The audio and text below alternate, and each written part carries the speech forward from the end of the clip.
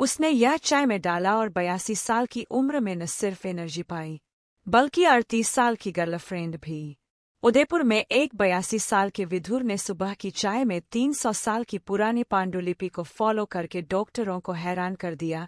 Ayurvedic ritual जिसने Vitality, magnetism और unexpected attraction को दोबारा जगाया। उस कप में क्या था? जयपुर ने रिकॉर्ड किया। क्या आप मानते हैं कि एक 82 साल का आदमी 38 साल की महिला को अपना दीवाना बना सकता है? जबकि ज्यादातर लोग इस संभावना पर हंसेंगे, राजस्थान के उदयपुर शहर में यह अविश्वसनीय कहानी वास्तव में घटी है और पूरी भारतीय मेडिकल कम्युनिटी को हैरान कर रही है। इसका राज प्लास्टिक सर्जरी, पैसा या बहकाने की कोई तरकीब नहीं था। यह कुछ ऐसा था जो उन्होंने अपनी सुबह की चाय में डालना शुरू किया, एक प्राचीन परंपरा जिसने न केवल उनकी शारीरिक ऊर्जा को बल्कि उनके चुंबकीय व्यक्तित्व और मर्दाना आत्मविश्वास को पूरी तरह बदल दिया। यह बदलाव इतना प्रभावशाली था कि एक युवा यूनिवर्सिटी प्रोफेसर उनसे पागलों की तरह प्यार हो गया, सभी सामाजिक पूर्वाग्रहों और पारिवारिक अपेक्षाओं के खिलाफ। यह कोई कल्पना या परीकहानी नहीं है, यह सच्ची कहानी है कि कैसे हजारों साल पुराना आयुर्वेदिक ज्ञान एक ऐसी जीवंतता जगा सकता है जो उम्र की किसी भी बाधा को पार कर जाती है। इस रूपांतरण की सबसे हैरान करने वाली बात यह है कि इसे जयपुर यूनिवर्सिटी के रिसर्चर्स द्वारा वैज्ञानिक रूप से प्रलेखित किया गया है, जो यह जानकर मंत्रमुग्ध रह गए कि कैसे विशिष्ट प्राकृतिक सामग्री बुजुर्ग पुरुषों में बुढ़ापे के जैविक संकेतकों को सचमुच उलट सकती है। कल्पना करिए कि 82 साल की उम्र में उठकर ऐसा महसूस करना जैसे आप 50 के हैं, एक यौन ऊर्जा के साथ जिसे आपने सोचा था कि हमेशा के लिए खो दिया है, और एक ऐसा आत्मविश्वास जो हर उम्र की महिलाओं को आपकी उपस्थिति से आकर्षित करता है। हम सिंथेटिक हार्मोन या खतरनाक दवाओं की बात नहीं कर रहे, बल्कि एक ऐसी नुस्खे की जिसका उपयोग राजस्थान के महाराजा 1000 साल से अधिक समय से अपने जीवन के अंतिम दिनों तक अपनी मर्दांगी बनाए रखने के लिए करते थे। अगर आप 70 से ऊपर हैं और लगता है कि आपके विजय के दिन खत्म हो गए हैं, तो तैयार हो जाइए यह जानने के लिए कि शायद वे अभी सच में शुरू ही हो रहे हैं।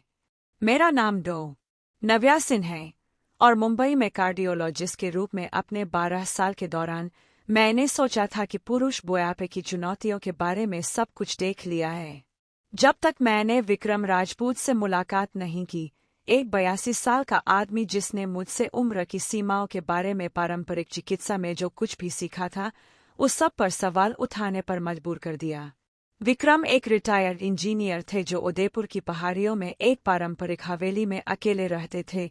200 साल पुराना लाल पत्थर का निर्माण जो पीढ़ियों से उनके परिवार का था। 5 साल पहले अपनी पत्नी को खोने के बाद वे एक अकेले जीवन में खुद को समर्पित हो गए थे, केवल अपने आंतरिक बगीचे के ऑर्किड की देखभाल करते और दिल्ली में रहने वाले पोते पोतियों की कभी कभार मिलने आने का इंतजार करते। अपनी पीआई के कई पुरुषों की तरह वे मानते थे कि 82 साल की उम्र में उनके रोमांस और जुनून के दिन केवल पुराने फोटो एल्बम में पीले पड़े यादों में सिमट गए हैं। जब मैंने उनसे मुलाकात की, विक्रम उस अंधकारमय दौर से गुजर रहे थे जिसका सामना कई पुरुष बुढ़ापे में करते हैं। वे दुनिया के लिए, खासकर महिलाओं के लिए अदृश्य महसूस करते थे और यह स्वीकार कर लिया था कि उनकी मर्दांगी अतीत की बात है। उन्होंने मुझसे कबूल किया कि वे उदयपुर में सार्वजनिक स्थानों से बचते थे क्योंकि वे अपनी झुकी हुई उपस्थिति, झुर्रियों वाली त्वचा और मुख्य रूप से ऊर्जा की पूर्ण कमी से शर्मिंदा होते थे जो उन्हें झीलों के शहर की गलियों में चलते हुए भूत की तरह लगता था। डॉक्टर साहिब, मैं कभी पूरे राजस्थान का सबसे शानदार आदमी हुआ करता था, शाही शादियों में सबसे सुंदर महिलाओं के साथ नृत्य करता था, लेकिन अब मैं केवल एक बुआ हूँ जिसे लोग तरह से देखते हैं। उन्होंने मुझसे कहा, कांपते हाथों से अपनी सफेद पगड़ी ठीक करते हुए। इस संवेदनशील बातचीत के दौरान ही विक्रम ने मुझे एक गुप्त नुस्खे के बारे में बताया जो उनके परदादा, मेवाड़ के शाही दरबार के एक आयुर्वेदिक चिकित्सक ने पारिवारिक पुस्तकालय में रची एक प्राचीन पांडुलिपि में लिखा था, एक नुस्खा जो न केवल उनके जीवन को बल्कि मानव बुढ़ापे की वास्तविक सीमाओं के बारे में मेरी समझ को भी बदल देगा। विक्रम के साथ क्या हुआ, यह बताने से पहले मैं आप सभी से जुड़ना चाहती हूँ जो यह देख रहे हैं। वैसे मैं जानना चाहती हूँ, आप कहाँ से यह कहानी देख रहे हैं? कमेंट में लिखिए, मुझे जानकर खुशी होगी कि आप ब्राजील में हैं, पुर्तगाल में, भारत में या दुनिया के किसी भी हिस्से में जहां विक्रम जैसे पुरुष साबित करते हैं कि उम्र केवल एक संख्या है जब आपके पास सही ज्ञान है। यह आकर्षक है कि इस तरह के रूपांतरण की कहानियां संस्कृतियों और महाद्वीपों को पार करती है, और मुझे यकीन है कि आप में से कई किसी ऐसे पुरुष को जानते हैं जो ज्ञान साझा करूंगी उससे लाभ उठा सकते हैं। मुझे मिलने वाली हर टिप्पणी मुझे याद दिलाती है कि इन खोजों को फैलाना क्यों इतना महत्वपूर्ण है, जो दुनिया भर के परिपक्व पुरुषों के जीवन में सचमुच क्रांति ला सकती है। और हाँ, इस वीडियो को लाइक करना और चैनल को सब्सक्राइब करना न भूलें ताकि इस तरह की अगली कहानियां न चूकें, क्योंकि आप विक्रम के रूपांतरण के बारे में जो जानने वाले हैं वह किसी भी अपेक्षा से कहीं ज्यादा है। हम एक ऐसे कट्टरपंथी बदलाव की बात कर रहे हैं जो बुढ़ापे और आकर्षण के बारे में समाज की हर मान्यता को चुनौती देता है। मैं इन कहानियों को साझा करती हूँ क्योंकि मैं मानती हूँ कि हर पुरुष, चाहे वह कितनी भी उम्र का हो, यह जानने का हकदार है कि अपनी जीवंतता, आत्मविश्वास और हाँ, यहाँ तक कि अपनी प्राकृतिक आकर्षण शक्ति को वापस पाना संभव है। नोटिफिकेशन ऑन करें क्योंकि आने वाले हफ्तों में मैं इस तरह के और पुराने भारतीय रहस्य प्रकट करूंगी जिन्हें पश्चिमी चिकित्सा अभी समझना शुरू कर रही है। अब आइए जानते हैं कि कैसे 300 साल की एक पांडुलिपि ने विक्रम को एक अदृश्य व्यक्ति से दशकों छोटी महिलाओं के लिए भी अप्रतिरोध्य बना दिया। मेरे परदादा उदयपुर के महाराणा के निजी चिकित्सक थे और 95 साल तक जीवित रहे, 4 पत्नियों के साथ शादीशुदा, सभी उनसे छोटी। विक्रम ने शुरुआत की, सावधानीपूर्वक चंदन के एक डिब्बे में रखी संस्कृत पांडुलिपि खोलते हुए। उन्होंने लिखा था कि शाश्वत यौवन का रहस्य जादुई औषधियों में नहीं, बल्कि आंतरिक अग्नि, मर्दांगी की पवित्र आग को जगाने में था। विशिष्ट सामग्री के माध्यम से जो उन्होंने शक्ति पुरुष कहा था, पांडुलिपि में एक सटीक नुस्खा था। 1 चम्मच उच्च गुणवत्ता का अश्वगंधा, आधा चम्मच हिमालय के पहाड़ों का शुद्ध शिलाजित, कश्मीरी केसर की 1 चुटकी और अरावली के जंगलों का जंगली शहद, सब कुछ सुबह की पहली चाय में मिलाया जाता है। बेटा, यह केवल दवा नहीं है, यह पुराना रसायन है जो एक बूढ़े आदमी को जवान शेर में बदल देता है। अनुवाद में लिखा था जो विक्रम ने साल पहले किया था, लेकिन इसे अंधविश्वास की बात मानकर कभी आजमाने की हिम्मत नहीं की थी। हमारी मुलाकात के अगली सुबह विक्रम के भीतर कुछ जाग गया। शायद यह निराशा थी, शायद विश्वास, लेकिन उन्होंने अपने परदादा की स्मृति का सम्मान करने और पहली बार पुराने नुस्खे को आजमाने का फैसला किया। सुबह 5:30 बजे उदयपुर में सुबह की पवित्र शांति में उन्होंने अपनी हवेली की पारंपरिक रसोई में अपनी विशेष चाय रस्मी तौर पर तैयार की, एक तांबे के बर्तन का उपयोग करके जो पीढ़ियों से परिवार का था। पहला घूंट कड़वा और मिट्टी जैसा था, एक स्वाद के साथ जो पहाड़ों और प्राचीन जंगलों की याद दिलाता था, लेकिन विक्रम ने एक अजीब सी अनुभूति महसूस की, जैसे उनके भीतर सो रही कोई चीज पुराने बल द्वारा छुई गई हो। डॉक्टर, मैं नहीं मानता था कि यह काम करेगा। मैं सोचता था कि यह केवल अपने पूर्वजों से जुड़ने का एक तरीका है, उन्होंने बाद में मुझसे कबूल किया। लेकिन दूसरे हफ्ते में कुछ असाधारण होना शुरू हुआ। विक्रम स्वाभाविक रूप से सुबह 5 बजे एक ऐसी ऊर्जा के साथ उठते थे जो उन्होंने दशकों से महसूस नहीं की थी, और वर्षों में पहली बार वे अपने रूप रंग की देखभाल करने और यहाँ तक कि सामाजिक मेलजोल के लिए घर से बाहर निकलने के लिए प्रेरित महसूस करते थे। होने वाले चमत्कार को समझने के लिए मुझे यह बताना होगा कि विक्रम ने पिछले 5 वर्षों के दौरान अपनी मर्दाना पहचान को पूरी तरह कैसे खो दिया था। पत्नी की मृत्यु के बाद वे अपने ही शहर में व्यावहारिक रूप से एक संत बन गए थे। सामाजिक कार्यक्रमों, पारिवारिक शादियों और यहाँ तक कि उदयपुर के स्थानीय बाजार से भी बचते थे, क्योंकि उन्हें अपनी झुकी हुई उपस्थिति और ऊर्जा की पूर्ण कमी पर शर्म आती थी जो उन्हें जीवितों के बीच एक भूत की तरह दिखाती थी। उनका आत्मसम्मान इतना नष्ट हो गया था कि उन्होंने अपने रंग बिरंगे राजस्थानी पारंपरिक कपड़े पहनना बंद कर दिया था, केवल सादे सफेद कुर्ते पहनते थे जो उन्हें भीड़ में गायब कर देते थे। सबसे बुरी बात यह थी कि लोग उनके साथ कैसे पेश आते थे, बुजुर्गों के लिए आरक्षित उस मजबूरी भरी नम्रता के साथ, ऐसी सहायता की पेशकश करना जिसकी उन्हें जरूरत नहीं थी, जोर से बोलना जैसे वे बहरे हों, और मुख्य रूप से कैसे महिलाएं उन्हें अब एक पुरुष के रूप में नहीं बल्कि एक अनिर्हित और अलिंगी पिता की तरह देखती थीं।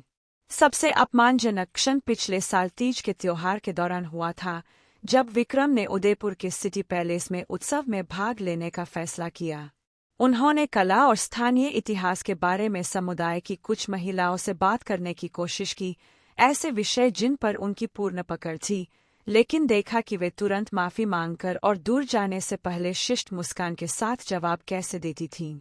एक युवा शिक्षिका ने अपनी सहेली से कहा, यह सोचकर कि वह नहीं सुनेंगे, बेचारे, उनकी उम्र में बहुत अकेला होना चाहिए, आइए नम्र रहें लेकिन गलत उम्मीदें नहीं देना चाहते। उन शब्दों ने विक्रम के दिल को एक तलवार की तरह काटा। गलत उम्मीदें, जैसे किसी महिला का उनमें रोमांटिक रुचि लेने का विचार ही बेतुका और शर्मनाक हो। उस रात उन्होंने अपनी हवेली के पुराने कांस्य दर्पण में खुद को देखा और उस शानदार और आत्मविश्वास से भरे आदमी को नहीं देखा जो वे हुआ करते थे, बल्कि एक अजनबी झुका हुआ और बेजान जिसने उन सभी चीजों को छोड़ दिया था जो एक आदमी को जीवित महसूस कराती है। यह ऐसा था जैसे समाज ने 82 साल की उम्र में उनकी सामाजिक मृत्यु की घोषणा कर दी हो और उन्होंने इस क्रूर फैसले को निष्क्रिय रूप से स्वीकार कर लिया था। यह छठे हफ्ते की सुबह की रस्म में था जब सच्चा पुराना जादू प्रभावशाली तरीके से प्रकट हुआ। विक्रम उस दिन एक जीवंत ऊर्जा के साथ जागे जो उनके शरीर में शुद्ध बिजली की तरह बह रही थी, न केवल थकान की अनुपस्थिति बल्कि एक शक्तिशाली मर्दाना जीवंतता जो उन्होंने 50 साल की उम्र से महसूस नहीं की थी। उनकी मुद्रा प्राकृतिक रूप से सीधी हो गई थी, उनकी आंखों में चुंबकीय तीव्रता से चमक थी और दशकों में पहली बार उन्होंने उस गहरे और आदिम आत्मविश्वास को महसूस किया जो एक आदमी को अप्रतिरोध्य बनाता है। उन्होंने अपना सोने से कढ़ाई वाला सिल्क अचकन पहनने का फैसला किया, वह जो वे खास अवसरों के लिए रखते थे, बालों और दाढ़ी में चंदन का तेल लगाया और सहेलियों की बाड़ी के बागानों में टहलने के लिए निकले, एक ऐसी उपस्थिति के साथ जो लोगों को उनकी ओर मुड़कर देखने पर मजबूर करती थी।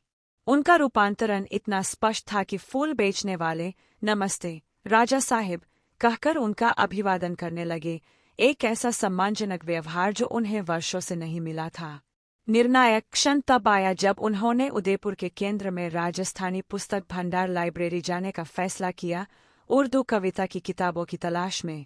वहीं उनकी आंखों की मुलाकात प्रिया शर्मा से हुई, साहित्य की 38 साल की प्रोफेसर, तलाकशुदा, जो मिर्जा गालिब की किताब पलट रही थी।